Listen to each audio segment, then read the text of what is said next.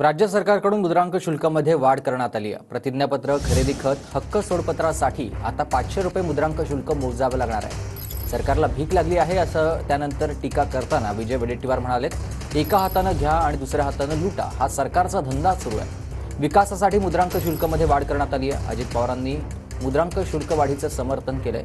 विजय वडेट्टीवारांच्या टीकेनंतर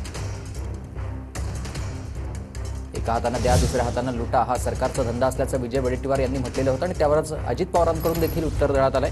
विकासासाठी मुद्रांक शुल्कामध्ये वाढ करण्यात आलेली आहे असं अजित पवार यांनी म्हटलेलं आहे।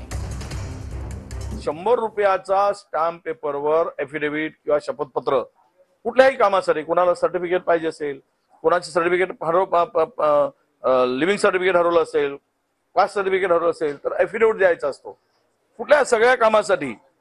आणि त्या सगळ्या शपथपत्राचं 100 रुपयावर होत होतं, हे एफिडेव्हिट होत होतं। त्या ठिकाणी 500 रुपयाचा जी आर काढला राज्य सरकारने। म्हणजे गरीब माणसाला जर छोट्याशा कामासाठी शपथपत्र द्यायचं असेल तर त्याला 500 रुपये वसूल करा आणि त्यांच्याकडून लुटा। एक हात से बाटो दुसरे हात से लुटो हे धंदे या महापापी सरकारने, महायुती सरकारने सुरू केलाय। आम्ही काही वाढ केलेली आहे।